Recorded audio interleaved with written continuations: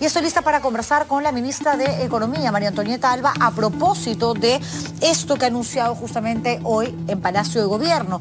Un bono de 760 soles para pensionistas y afiliados. Cuando hablamos de pensionistas de la ONP, estamos hablando de 4.7 millones de personas y 576.000 pensionistas. Ya hay una ley aprobada o ya sacramentada en el Congreso de la República para que se pueda extraer, restar, sacar un porcentaje justamente del dinero que tiene que ver con los aportes, pero estamos hablando de un sistema contributivo, no estamos hablando de lo mismo de las AFP, y creo que eso hemos venido explicando en el transcurso de la última semana para que la gente entienda que si es tu cuenta a título personal y es la plata que tú has ido aportando en el tiempo que has estado en planilla, trabajando de manera formal, obviamente puedes acceder a esa plata, es tu dinero, pero cuando se trata de un fondo intangible, porque es dinero que va a un pozo y que sirve para pagarle a los jubilados, estaríamos hablando de un fondo que dejaría sin plata, sin esa jubilación a aquellas personas que requieren de ese dinero. Entonces, el gobierno pone sobre la mesa esta alternativa porque lo más seguro es que terminen, obviamente, observando la ley que ya el Congreso aprobó. La ministra está con nosotros. Ministra Alba, muy buenas noches. Buenas noches, Juliana, muchas gracias por la invitación al programa. A usted, gracias por estar aquí, porque lo que se ha anunciado el día de hoy efectivamente es un bono importante de 760 soles, pero tengo entendido que no va a ser para el total de aportantes de pensionistas, sino para aquellos que no reciben ningún tipo de subsidio, que no reciben ningún tipo de ingreso, porque no están trabajando. Sí, Juliana, hoy día hemos presentado esta propuesta en conferencia de prensa, y hoy día que tiene dos grandes líneas de trabajo esta propuesta. Tú te estás refiriendo sobre todo a lo que tiene que ver con la atención a la emergencia. Nosotros sabemos que los peruanos están pasando por situaciones muy complicadas. Efectivamente, los números son los que has dicho. Hay 4.7 millones de personas que alguna vez en su vida han aportado al sistema. De esos hemos identificado que hay 1 millón que tiene trabajo, que tiene ingresos permanentes. Entonces estamos asegurándonos que el restante, que serían 3.7 millones, puedan acceder al bono, al segundo bono familiar. Y también estamos considerando para los pensionistas, que son 560.000 aproximadamente, que reciban también un bono de 760 soles. Pero esa es la medida que busca atender a la emergencia. Sabemos perfectamente, entendemos lo difícil que es la situación para las familias, pero también hay una medida, la segunda línea de trabajo, que es muy importante, y creo que es a la cual tendríamos que aspirar como país, que tiene que ver con cómo hacemos que más peruanos accedan a una pensión. ¿Por qué queremos que los peruanos accedan a una pensión? Porque como sabemos, nosotros podemos trabajar hasta un periodo de nuestras vidas. Cuando somos hasta los 65 años podemos trabajar, podemos generar ingresos, pero a partir de esa edad, algunos, o 65 o más adelante, ya no podemos trabajar. Entonces lo que nos permite la pensión es garantizarnos un ingreso vitalicio en esa etapa que no trabajamos. Lo segundo importante es que cuando tenemos una pensión, tenemos acceso a salud. Es una protección muy importante para los adultos mayores. Y un tercer aspecto fundamental para la ventaja de tener una pensión es que protegemos a nuestras familias. Cuando el titular fallece, la pensión de cierta manera va a la viuda o a los familiares. Entonces, ¿cómo vamos a lograr esto? Es tan importante como atender la emergencia de corto plazo, es construir un sistema que permita que más peruanos accedan a la pensión. Claro, la pregunta y la crítica, ministra, pasa por el momento en el que se presenta esta, que es una salida que busca justamente darle alguna alternativa, no solamente al afiliado, sino también al pensionista, en momentos donde la crisis económica es muy grande y nos golpea a todos. Porque claro, los congresistas, en respuesta al Ejecutivo, a lo que ustedes como gobierno proponen, van a decir, ok, ¿y por qué ahora? Nosotros ya hemos aprobado una ley que ustedes tienen que determinar si le dan luz verde, si le dan visto bueno o lo observan, y que terminaría, lo más seguro, en el Tribunal Constitucional.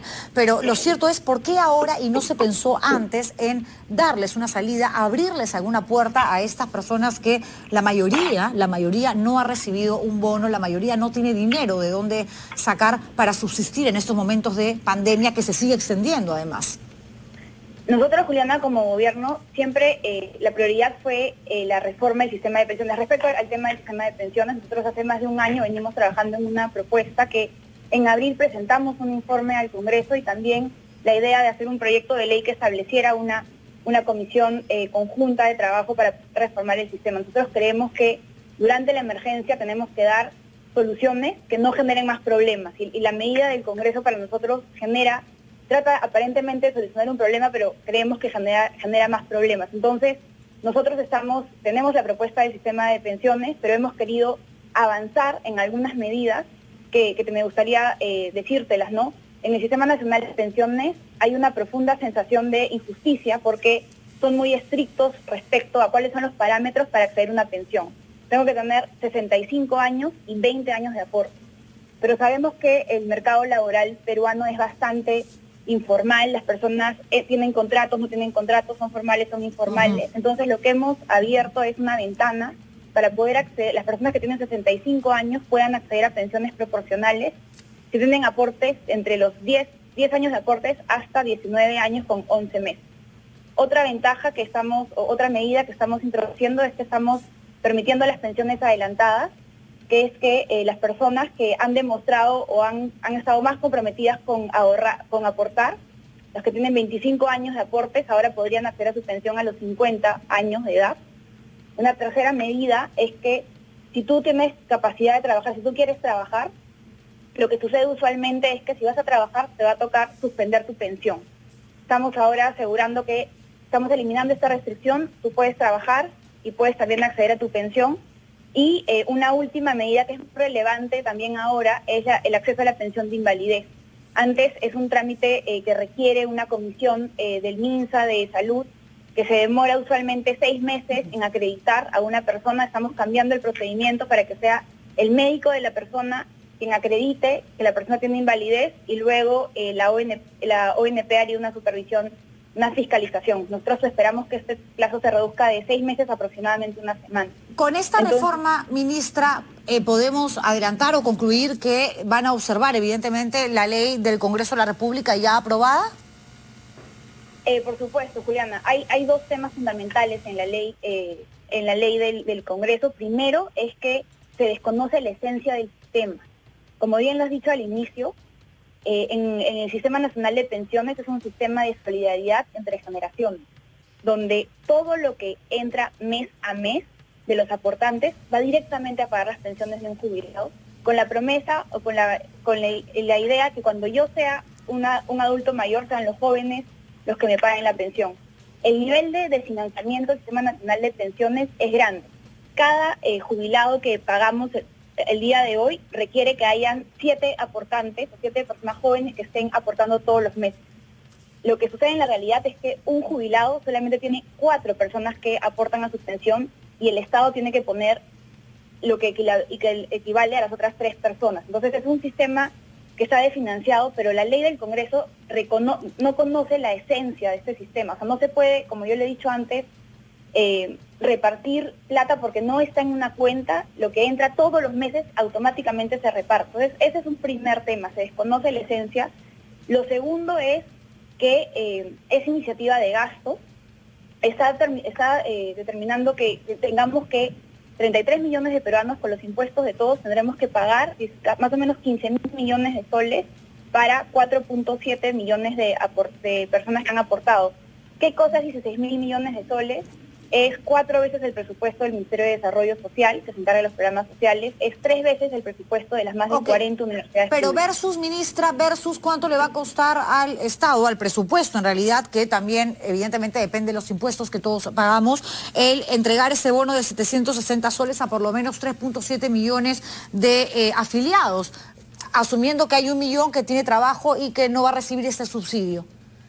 Las medidas que hemos planteado, tanto de el bono, que es una respuesta a la emergencia en el corto plazo, más estas medidas de pensiones proporcionales, pensiones adelantadas, en el primer año de implementación nos van a costar aproximadamente 1.500 millones de soles, pero nosotros, como el objetivo de la propuesta es que más personas accedan a pensión, cuando vemos cuánto es el compromiso que vamos a asumir como Estado, cuando logremos que más personas asuman la pensión, vamos a tener un costo de más o menos 13.000 millones. Con las medidas que proponemos, al día de hoy, de los 4.7 millones de aportantes, 1.4 millones de personas accederían a una pensión, si no hacemos nada. Con las medidas que nosotros estamos proponiendo, podríamos garantizar que a ese 1.4 se sumen 1.7 millones más de peruanos que tengan una pensión. Ok, y políticamente hablando, porque finalmente todo lo que suceda entre las decisiones que se toman en el Ejecutivo, en el Gobierno y en el Congreso de la República tienen una repercusión que va mucho más allá de la iniciativa, mucho más allá del proyecto de ley por estudiarse, por analizarse, por votarse o aprobarse. Claro, ¿cuál va a ser la consecuencia final? Porque lo que vemos es una pelea, una bronca entre ambos poderes que no tiene cuándo acabar. Es decir, en el caso de las AFP se aprueba. Evidentemente, lo que ya sabemos, esta iniciativa la observan ustedes, presentan, ¿no?, una propuesta de reforma y el Congreso simplemente no le hace caso, no le para bola. Ahora, con el tema de la ONP, está pasando algo que podría, digamos, presentar un desenlace bastante similar. Es decir, el proyecto es aprobado, la iniciativa legislativa, por el Congreso en su mayoría. Esto va al Ejecutivo, el Ejecutivo lo va a observar, lo ha dicho usted recién. Por lo tanto, presentan una contrapropuesta. Esta contrapropuesta también va a ser rechazada, obviamente, por el Congreso, que no va a querer perder. Y si esta alternativa, como la otra, suben al Tribunal Constitucional, lo más lógico, por lo menos en la de la ONP, es que, basándonos en la Carta Magna, los magistrados del TC voten en contra de la iniciativa del Congreso, pero políticamente esto va a azuzar, va a incrementar la bronca, la desazón que existe entre ambos poderes. ¿Cómo avanzar así? Yo lo que le pediría al Congreso es que mire esa propuesta la propuesta que hemos hecho ahora, la hemos analizado técnicamente, hace más de un año forma parte de la reforma de pensiones, creemos que es superior por 3 motivos. Primero, porque atiende la emergencia, que es una preocupación que tiene el Congreso, le da recursos para el bolsillo de los peruanos. Lo segundo es porque no destruye el sistema. Lo que pasaría con la propuesta del Congreso es que todas estas personas que aparentemente van a retirar estos recursos, los estamos alejando de tener una pensión. Y lo tercera es que cuida el dinero de todos los peruanos. Como lo ha dicho el presidente hoy, el Tesoro Público no es un barril sin fondo. El Tesoro Público tiene limitaciones. Nosotros, una medida de este tipo, además que es una competencia solo del Ejecutivo, es todo un juego de suma cero. Si tú quieres aumentar algo, vas a tener que cortar otra cosa. Entonces, que nos digan que hay que cortar, ¿no? O sea, nosotros tenemos programas sociales que implementar, tenemos Arranca Perú para reactivar la economía. Entonces, lo que yo creo que toca hacer ahora es mirar esa propuesta sin apasionamientos, que la analicen. Creo que ahorita los dos poderes del Estado compartimos el mismo objetivo, que es cómo logramos que los peruanos tengan un sistema de pensiones. Hay una reforma en el Congreso. Entonces, yo creo que eso sería lo responsable ahora, lo maduro en esta situación de emergencia para el país. Claro, pero hablar de madurez en política a veces suele ser más utópico que otra cosa, desgraciadamente. Y usted va a ser interpelada en 2 oportunidades esta semana y la que viene. En realidad va a tener que responder a 2 pliegos interrogatorios, que es parte de la democracia, ojo, y del balance de poderes. Llamas a un ministro, lo convocas, lo invitas y les haces las preguntas que tú consideres como Congreso, como Parlamento, para, sí, pues aclarar alguna duda, algún aspecto que de pronto te parezca todavía que está como que en la nebulosa. Pero también sirve para presentar una moción de censura y poder castigar y sacar a un ministro. ¿No teme usted que el hecho de hablar de esta propuesta con absoluta apertura el día de hoy, como lo hizo junto al presidente de la República, sea más bien una excusa para el Congreso de la República en los momentos de la interpelación que ya se acercan y finalmente la saquen a usted del gabinete? Mira, no quiero especular sobre lo que va a suceder. Nosotros acá en el Ministerio de Economía trabajamos 24 horas al día, los 7 días de la semana. La interpelación es un mecanismo previsto en la Constitución. Si hay dudas, van a ser absueltas. Si hay cuestionamientos, los voy a explicar. Nosotros tenemos que sacar adelante la economía y solamente estamos pensando en cuáles son aquellas medidas que tenemos que implementar. No quisiera especular sobre eso. Nosotros vamos a seguir muy comprometidos con nuestro trabajo. Bueno, vamos a ver en todo caso qué es lo que sucede en el transcurso de esta semana. El viernes es la primera interpelación y luego el lunes 7. Así que, pues nada, habrá novedades evidentemente. Ministra, muchísimas gracias por contestar estas preguntas, por esta entrevista. De hecho, es la primera vez que tengo la oportunidad de acceder a usted, cosa que le agradezco. Pero quería terminar con esto, que es la sensación que tienen muchas personas, y no necesariamente los eternos opositores al gobierno. Hay un montón de gente que puede estar de acuerdo con algunas acciones que se toman a nivel ejecutivo, pero que dicen que usted ha asumido una línea demasiado proempresarial, mucho a favor de Confiep y alejándose cada vez más del pueblo. A eso se le suma que el expresidente de Confiep, de hecho Roque Benavides, hace poco decía que usted no se puede mover del Ministerio de Economía, es decir, la apoyaba, la avalaba, cosa que no es un delito, no es un pecado, pero que la sensación que puede dejar en cuanto a la percepción, y la política no solamente fondo, es forma, es que, claro, usted está trabajando en favor de los grandes poderosos de este país, que son los que manejan finalmente lo que pasa o deja de pasar en el país, ¿no? Sí, Juliana, yo soy una funcionaria pública de carrera, trabajo más de 11 años en el Estado. Siempre el objetivo de los funcionarios públicos es perseguir el bien común. Yo quisiera que se fuje con las acciones. El bono que nosotros hemos implementado, que es un bono sin precedentes, por ejemplo, en términos de la cantidad de personas a las que se va a atender, el esfuerzo fiscal que esto representa, la preocupación que hemos dado por diferentes medidas, no solamente el bono a las familias, el bono de electricidad, la ampliación de los programas sociales. Creo que acá se juzgan con acciones. Lo que hemos hecho como políticas fiscal, el gasto público que hemos sacado en este proceso, en este periodo, nosotros no hemos escatimado en nada, porque lo más importante para nosotros era proteger a las familias. Entonces, una funcionaria pública de carrera siempre tiene que buscar el bienestar común. Se dice también, algunos dicen que soy de Patria Roja, otros dicen que soy de la Confiet, entonces en realidad eso demuestra que hay diferentes intereses, diferentes percepciones que escuchar, pero creo que lo más importante, y es lo que he demostrado a lo largo de mi carrera como funcionaria pública, es este enorme compromiso que tenemos acá en el MEF por buscar el interés común. Tengo una última pregunta. Me va a matar mi productor por el tiempo, pero la fase 4, la reactivación económica, esta que tiene que ver con la reapertura de gimnasios, de cines, de bares, discotecas, que estaba previsto para septiembre. Se dijo que se iba a postergar 2 o 3 semanas. Si hablamos de ese tiempo, estaríamos hablando aproximadamente de fines de septiembre o quizás los primeros días de octubre. ¿Estamos preparados para eso cuando estamos inmovilizados socialmente los domingos por el nivel de infectados y cuando además a nuestros hijos, si tienen hasta 14 años, no los podemos sacar más de media hora de la casa?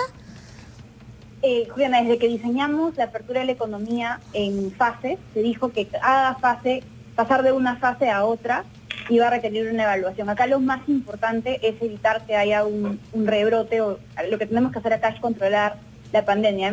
Luego de haber visto las cifras, porque acá hay mucha consistencia entre la política económica y la política sanitaria, se tomó la decisión de postergar la implementación de la 4ª fase según los cronogramas inicialmente establecidos, y vamos a seguir evaluando lo que pasa en las próximas semanas, pero es muy importante que contengamos a la pandemia. No podríamos, la economía no debería soportar un rebrote que haga que tengamos que tomar medidas tan severas como las que hemos tomado a inicios de la pandemia. ¿La salud sigue siendo la prioridad para el gobierno, no lo económico?